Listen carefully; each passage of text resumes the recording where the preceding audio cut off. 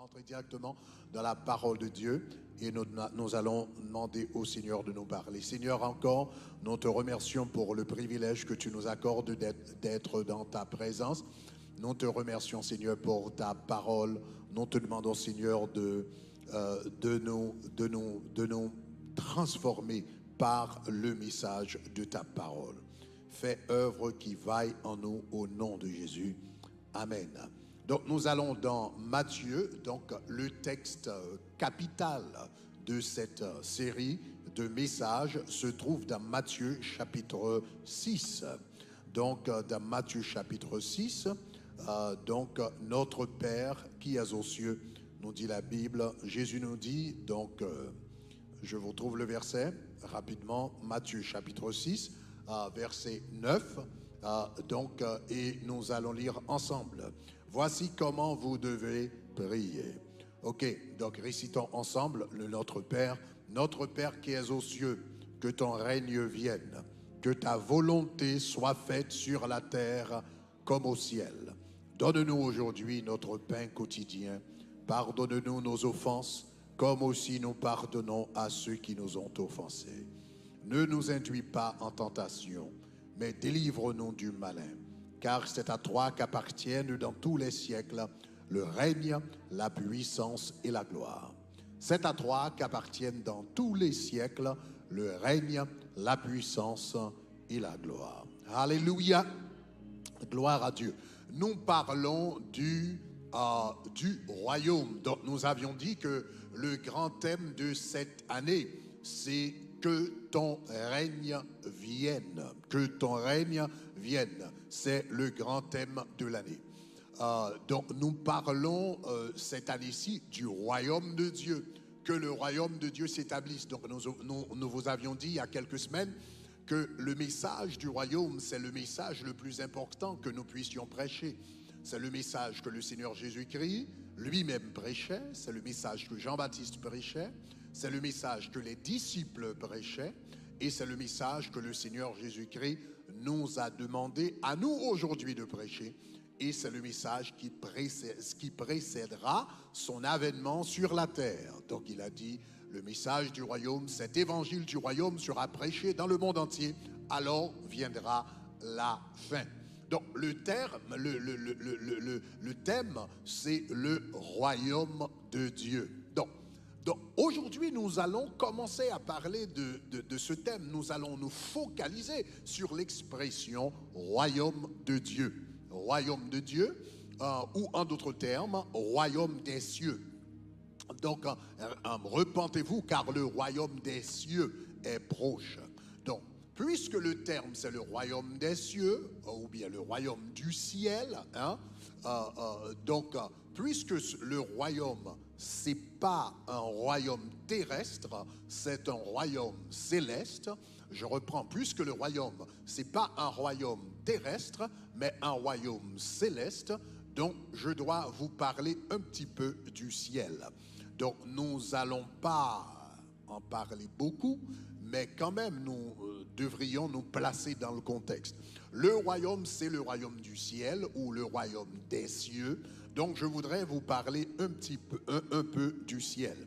Au fait, je voudrais vous dire trois choses au sujet du ciel ce matin. La première chose qu'il faut savoir au sujet du ciel, premièrement, c'est que le ciel, c'est un endroit réel. C'est la première chose que vous devriez savoir au sujet du ciel. Premièrement, le ciel, c'est un endroit réel. La deuxième chose que vous devriez savoir au sujet du ciel, c'est que le ciel, c'est une autre dimension de réalité. C'est non seulement un endroit réel, mais c'est une autre dimension de réalité. Et la troisième pensée que je voudrais véhiculer au sujet du ciel, c'est que le ciel, c'est le patron de la terre, c'est le modèle patron de la terre. En d'autres termes, la terre a été faite à l'image du ciel. Donc nous allons regarder ces trois propositions de près que nous trouvons dans la parole de Dieu. Donc numéro 1, je vous ai dit que le ciel c'est un endroit réel. Maintenant, pourquoi est-ce que je prends le temps de souligner cela, de le signaler?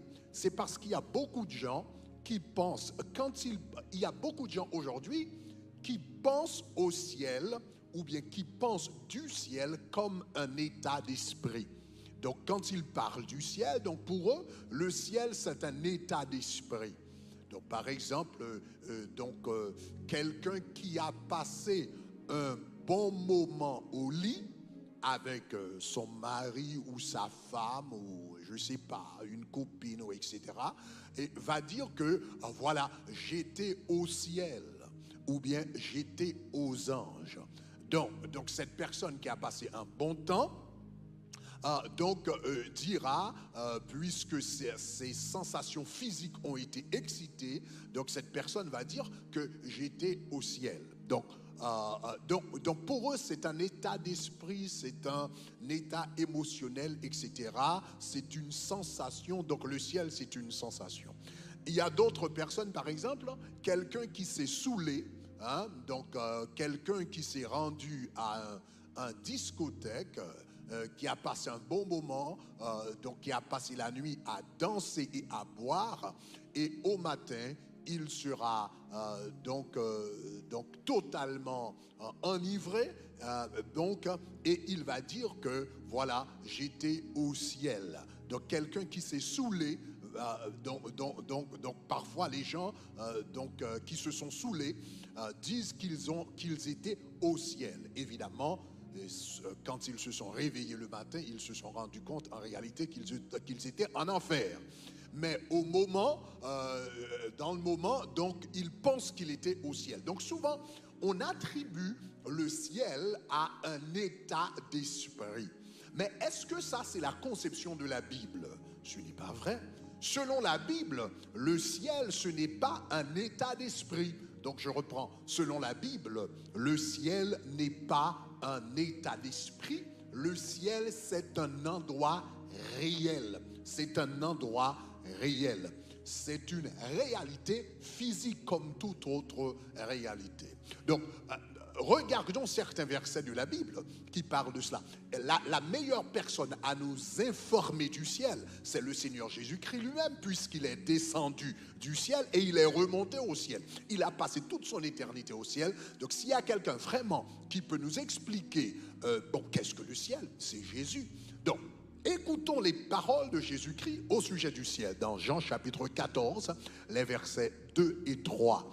Donc Jean chapitre 14, les versets 2 et 3, Jésus dit, « Il y a plusieurs demeures dans la maison de mon Père. » Et il a dit, « Si cela n'était pas, je vous l'aurais dit. » Et il a dit, « Je vais vous préparer une place. Et lorsque je m'en serai allé, je vous aurai préparé une place. » Il dit, « Je reviendrai et je vous prendrai avec moi afin que là où je suis, vous y soyez aussi. » Maintenant, remarquez ce que Jésus-Christ dit dans le verset. Il a dit, il y a plusieurs demeures dans la maison de mon Père. Ça, c'est fort. Il y a plusieurs demeures. Il y a plusieurs maisons. Il y a plusieurs habitations dans la maison de mon Père. Et si cela n'était pas, je vous l'aurais dit. Donc la première chose à souligner, c'est que Jésus-Christ dit, dans la maison de mon Père, au ciel, dans la maison, il y a plusieurs maisons, il y a plusieurs demeures, il y a plusieurs habitations dans le ciel. Maintenant, pensons à cela. Donc Jésus-Christ nous dit ici que dans le ciel, il y a des maisons. Mais pensez-y un instant, si le ciel était un état d'esprit, on ne pourrait pas y construire des maisons. Donc, on ne construit pas des maisons dans un état d'esprit. On ne construit pas une maison dans ses idées. On ne peut pas construire une maison dans ses émotions. On ne peut pas construire une maison dans des sensations. Pour avoir une maison, il te faut, je ne sais pas, il te faut un terrain, il te faut un espace, n'est-ce pas, immobilier, il te faut un bien immobilier, il te faut un terrain pour construire une maison. Il y a quelques années, je crois que 2 ans de cela, j'étais à l'Île-à-Vache, donc ma famille et moi, nous étions partis en vacances à l'Île-à-Vache, donc c'était très très bien, nous avions passé un bon moment, et donc là, le paysage, c'est extraordinaire. Donc la vue de la mer, la plage, etc., c'est extraordinaire. Donc à un moment, je me suis dit, voilà, ça c'est vraiment, ce serait un bon lieu pour pouvoir se retraiter, construire une maison de retraite. Donc la première chose que j'ai fait, n'est-ce pas, c'est que je suis allé demander aux gens si je pouvais m'acheter un terrain. Bon, finalement, on ne l'a pas acheté, mais la première chose que j'ai faite, c'est que j'ai demandé si je pouvais m'acheter un terrain. Donc, je me suis rendu compte que j'avais une très bonne idée de me bâtir une maison, mais je ne pouvais pas me bâtir à la maison dans ma pensée. Donc, quand Jésus-Christ dit « il y a plusieurs demeures », dans la maison de mon père, il y a plusieurs appartements, il y a plusieurs résidences dans la maison de mon père. Donc cela veut dire que le ciel, c'est un espace réel, c'est un espace physique, c'est un espace où on peut construire des maisons, une résidence, etc., etc., ou encore des résidences. Donc quand on parle du ciel, la première chose qu'il faut savoir, c'est un endroit réel. On ne construit pas une maison dans un état d'esprit, on construit une maison sur un bien immobilier, sur un terrain. Donc c'est la première chose à signaler. La deuxième chose que nous devrions signaler dans la déclaration de Jésus-Christ, il a dit, il y a plusieurs demeures dans la maison de mon Père, si cela n'était pas, je vous l'aurais dit. Et il a dit, et quand je m'en vais, vous préparez une place. Remarquez que Jésus-Christ ici parle de place. Maintenant, donc je reprends, si vous pouvez afficher le verset, donc encore, donc Jésus dit, il y a plusieurs demeures dans la maison de mon Père, si cela n'était pas, je l'aurais dit, et il dit, si cela, je vais vous préparer une place et quand je m'en serai allé, je vous aurai préparé une place. Remarquez que Jésus-Christ utilise le mot place 2 fois ici. Ok, Jésus-Christ parle de place. Maintenant, le mot place ici, c'est important parce que le mot place en grec ici, c'est topos. Maintenant, c'est de ce mot topos que vous avez topographie. Maintenant, la topographie, c'est l'étude de l'espace physique. La topographie, c'est l'étude de l'espace physique. Donc, quand on parle, Jésus-Christ, je vais vous préparer une place. Je vais vous préparer une topos. Je vais vous préparer un espace physique afin que là, vous y soyez aussi. Donc, vous devriez comprendre, la première chose que vous devez savoir, c'est que le ciel, c'est un endroit réel, c'est un endroit tangible, palpable, etc. Donc, la première chose, c'est que le ciel, c'est un endroit réel. Ce n'est pas quelque chose qu'on a dans la pensée, ce n'est pas seulement dans vos idées, ce n'est pas seulement dans votre imagination, ce n'est pas une sensation. Le ciel, c'est un endroit réel, tout comme la terre est réelle. C'est la première chose. Deuxièmement, vous devriez savoir, maintenant, nous ne savons pas exactement. Nous savons que le ciel est réel. Et deuxièmement, nous savons que le ciel est au-dessus de nous. Donc, nous ne savons pas exactement où c'est, mais nous savons que c'est au-dessus de nous. Pourquoi? Parce qu'à chaque fois que la Bible parle du ciel, la Bible nous encourage à lever les yeux vers les cieux. Donc, par exemple, dans le psaume 123, les versets 1er et 2, le psalmiste dit « Je lève mes yeux vers toi qui sièges dans les cieux », n'est-ce pas, etc., etc., etc. Ésaïe chapitre 51, verset 6, « Lève les yeux vers le ciel et regardez en bas sur la terre ». Quand Jésus-Christ, après avoir passé 3 ans et demi avec ses disciples, allait former, et quand c'était le moment pour lui de laisser la terre, la Bible dit dans Actes des Apôtres, chapitre 1er, versets 9 à 11, au moment de son ascension, la Bible dit que 2 anges sont descendus et on dit, hommes galiléens, pourquoi vous arrêtez-vous à regarder le ciel? Et ce Jésus qui a été enlevé au ciel du milieu de vous reviendra. Il a été enlevé au ciel. Donc, très, très important. Donc, la première chose que nous savons que, numéro un, le ciel, c'est un endroit réel. Deuxièmement, nous savons que le ciel est au-dessus de nous. Mais quelqu'un va dire, mais Pasteur Greg, si le ciel, c'est un endroit réel, donc cela veut dire, donc, si je prends une navette spatiale, et que je monte directement au ciel, donc je monte au ciel sans m'arrêter, finalement, je vais finir par me trouver devant le trône de Dieu. Est-ce que c'est ce que tu veux dire? Donc, à la NASA, nous sommes ici en Floride, et en Floride, c'est le siège social de la NASA, donc qui envoie des navettes spatiales à travers le monde entier, dans le monde entier. Donc, si je me rends à Orlando et je prends une navette spatiale, et j'ai assez, je ne sais pas, d'essence pour voyager pendant toute une éternité. Donc finalement, je vais finir par me trouver devant le trône de Dieu. Est-ce que c'est ça que tu veux dire? Absolument non. Je vais vous expliquer. Mais avant de vous expliquer cela, je me rappelle, je me rappelle, hein, j'ai lu quelque part, j'étais pas encore né, mais en 1961, c'était pour la première fois que quelqu'un était monté dans l'espace. Donc la première personne à faire un voyage dans l'espace, c'était un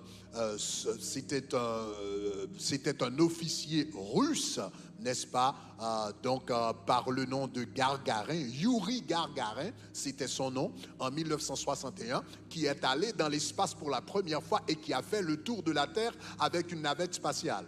Quand il est revenu sur la Terre, la première déclaration qu'il a faite, c'est que je suis allé au ciel, mais je n'ai pas vu Dieu. Donc la première chose que cet homme a dit, je n'ai pas vu Dieu. Donc évidemment, il n'a pas compris la réalité du ciel. Donc, il n'a pas compris la conception du ciel. Premièrement, il y a différents, la Bible parle des cieux des cieux. Il y a de différents niveaux au ciel. Mais ce qu'il n'a pas pu comprendre, ou bien ce que beaucoup de nous devrions comprendre, c'est que quand nous parlons du ciel, le ciel c'est un endroit réel, il est vrai, mais le ciel appartient à une autre dimension de réalité. Le ciel appartient à une autre dimension de réalité. Donc, qu'est-ce que je veux dire par une autre dimension de réalité? Voilà, chers amis, autour de nous, parallèle, autour de nous maintenant, il y a des autres mondes qui existent. Pas un autre monde, il y a d'autres mondes qui existent au pluriel. Laissez-moi vous lire ce verset dans Hébreux chapitre 11, le verset 3. Dans la version Darby, la Bible nous dit cela. La Bible dit dans la version Darby, par la foi, nous comprenons, maintenant soulignez cela, par la foi, nous comprenons que les mondes ont été créés par la parole de Dieu. Par la foi, nous reconnaissons que les mondes ont été créés par la parole de Dieu. Qu'est-ce que cela veut dire? Cela veut dire qu'il n'existe pas un seul monde. Ce monde qui existe n'est pas le seul que Dieu a créé. La Bible dit Dieu a créé les mondes par sa parole. Et l'auteur de l'épître, l'apôtre Paul, dans l'épître aux Corinthiens plus tard, dans 1 Corinthiens chapitre, dans Chroniques, n'est-ce pas, dans Colossiens chapitre 1er, verset 15, la Bible dit plus tard, la Bible va nous expliquer qu'il a créé les mondes visibles et invisibles. Il a créé les mondes visibles et invisibles. Colossiens 1er, verset 15 et 16, car en lui toutes choses ont été créées, ceux qui sont dans les cieux et sur la terre, les visibles et les invisibles. Donc voilà pourquoi l'auteur de l'épître aux Hébreux parle des mondes. Et l'apôtre Paul nous dit que ces mondes se divisent en deux catégories. Il y a les mondes visibles et il y a les mondes invisibles. Donc tout autour de nous, il y a d'autres mondes et d'autres dimensions de réalité. Donc les anges appartiennent à un autre monde. Les démons appartiennent à un autre monde. Ton âme, tu sais, à l'intérieur de toi, il y a une âme. À l'intérieur de toi, il y a ton esprit. Mais si on te fait une chirurgie maintenant et on ouvre à l'intérieur de toi, on ne va pas voir ton âme. Je reprends. Nous savons tous que nous avons une âme. Nous avons tous une âme. Mais si on te fait une chirurgie maintenant, si on t'ouvre maintenant, si on ouvre le corps physique, on ne va pas voir l'âme. Pourquoi on ne peut pas voir l'âme? Bien que nous sachions que nous ayons une âme, ça nous le savons, nous sommes convaincus que nous avons tous une âme, nous sommes dotés d'une âme, mais si on t'ouvre maintenant, si on ouvre ton corps physique, on ne va pas voir l'âme. Pourquoi? Parce que l'âme appartient à une autre dimension de réalité. Cela s'appelle le monde spirituel.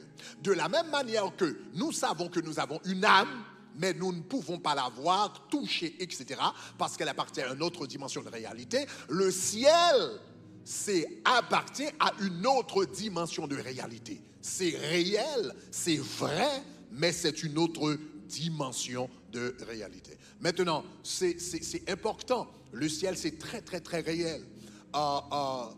Le fait il y a des gens qui se limitent à leurs sensations physiques. Donc, pour eux, ce qui est réel, c'est ce qu'ils peuvent voir, toucher, sentir, etc. Mais tu sais, il y a des choses qui sont bien réelles, même dans le monde physique. Même dans le monde physique, nous sommes pas ici dans le monde spirituel. Même dans le monde physique, il y a des choses qui sont tout à fait réelles, mais qu'on ne peut pas toucher, voir, comprendre, etc. Une fois, je me rappelle que un ami m'avait donné un conseil. Et il m'a dit que j'avais l'habitude de m'asseoir dans ma voiture, dans mon garage pendant longtemps à faire de la musique, conversation téléphonique, etc. Et il m'a donné un conseil. Il m'a dit, tu sais, ce n'est pas une très bonne habitude de rester dans ton garage avec ta voiture allumée et à parler au téléphone. Et je lui ai demandé pourquoi. Il m'a dit parce que le moteur de la voiture dégage un gaz qui s'appelle monoxyde de carbone. Tu ne peux pas le voir, tu ne peux pas l'entendre, tu ne peux pas le sentir, tu ne peux pas le goûter. Ce gaz n'a pas d'odeur, donc tu ne peux pas voir ce gaz, tu ne peux pas le toucher, tu ne peux pas l'entendre. Ça n'a pas d'odeur, ça n'a pas de goût. Donc, c'est totalement imperceptible au sens physique. Je reprends. La voiture émet un gaz, tu ne peux pas le toucher, tu ne peux pas le voir, tu ne peux pas le sentir, tu ne peux pas l'entendre, tu ne peux pas le goûter. Donc, cet élément, c'est totalement imperceptible au sens humain. Mais par contre, si vous l'aspirez en grande quantité, il va vous tuer. Donc, voilà quelque chose que vous ne pouvez pas voir, que vous ne pouvez pas entendre, que vous ne pouvez pas toucher, que vous ne pouvez pas sentir, que vous ne pouvez pas goûter, cependant est tellement réel qu'il peut vous tuer. Mais il échappe totalement au sens physique. Et ici, nous sommes dans le monde physique. Même il y a des réalités physiques qui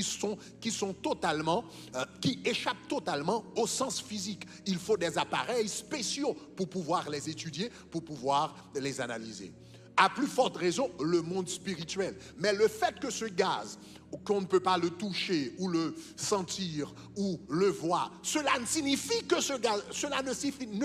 pas que ce gaz ne soit pas réel. C'est tout à fait réel, mais ça échappe au sens physique. Le ciel, c'est tout à fait réel, mais échappe pour le présent quart d'heure à tes sens physiques, échappe aux yeux, échappe au toucher, mais cela ne veut pas dire qu'il ne soit pas réel. Donc, le monde, premièrement, vous devriez savoir que le ciel, c'est un endroit réel, très très important, et deuxièmement, le ciel, c'est non seulement un endroit réel, mais le ciel, c'est plus réel que la terre. Le ciel, c'est plus réel que la terre. Vous vous rappelez que je vous avais dit que la Bible dit dans l'épître aux Hébreux que la terre, je vous avais expliqué ça, donc je ne vais pas prendre le temps de le dire, de le réexpliquer, mais je vous avais dit que les réalités terrestres sont faites à l'image des réalités célestes. Les réalités terrestres sont faites à l'image des réalités célestes. Donc, comprenez ceci, chers amis. De la même manière que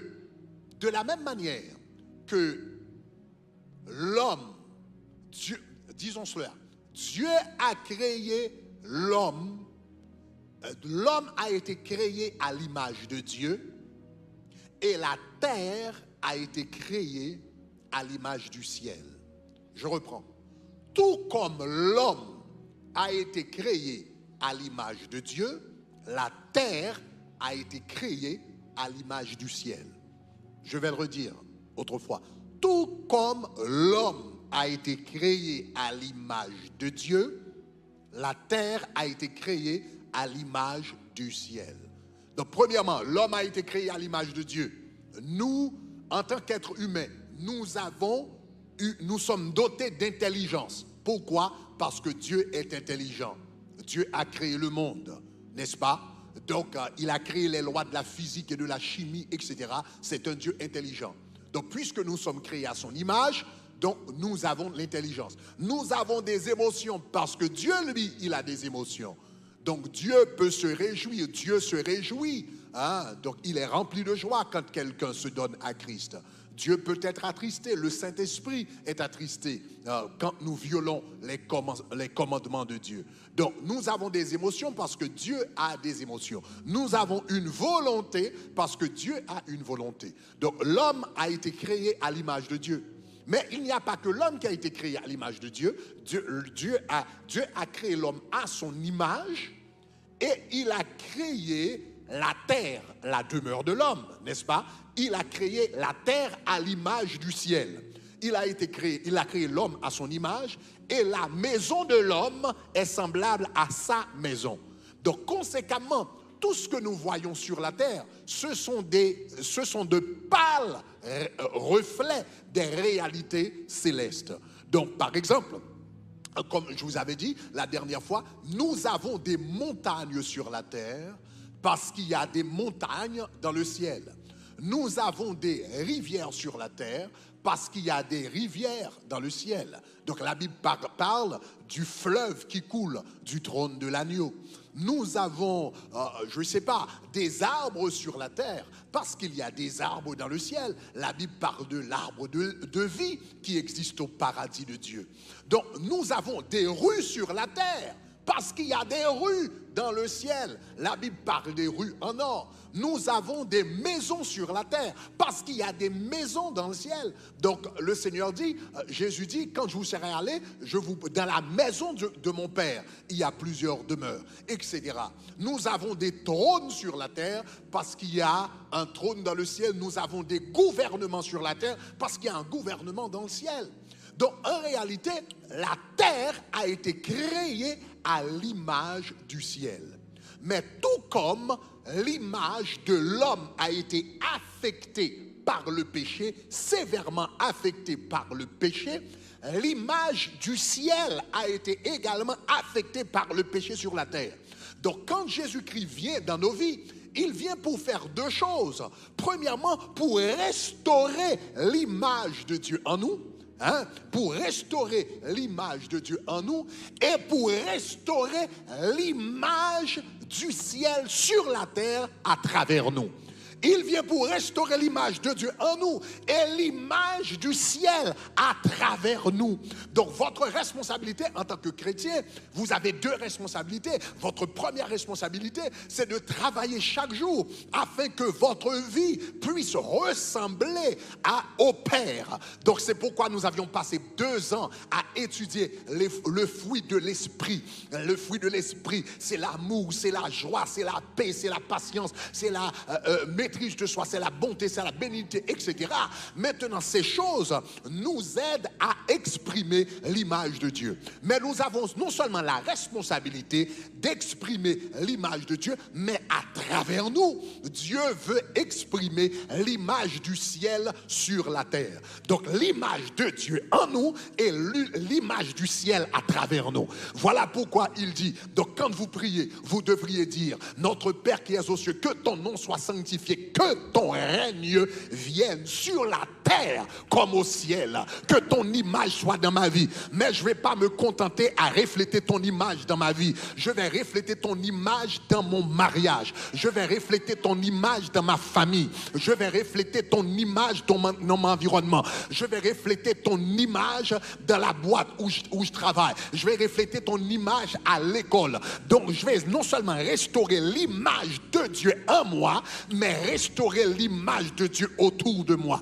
Quand quelqu'un rentre dans ta maison, il doit avoir la sensation d'avoir pénétré le ciel. Quand quelqu'un rentre dans ton lieu de travail, il doit avoir une atmosphère, il doit avoir un environnement, il doit avoir une présence qui fait penser au ciel. Quand quelqu'un regarde ton mariage, ta façon de parler avec ta femme, ta façon de traiter tes enfants, il doit avoir l'impression qu'il regarde l'interaction des personnes qui vivent au ciel. Donc à travers nous, le monde voit le Seigneur et à travers notre environnement, il voit le monde entier. Seigneur, que ton règne, que ton règne, que ton règne. Seigneur, maintenant, au nom de Jésus, je prie que cet endroit qui s'appelle le ciel, Seigneur,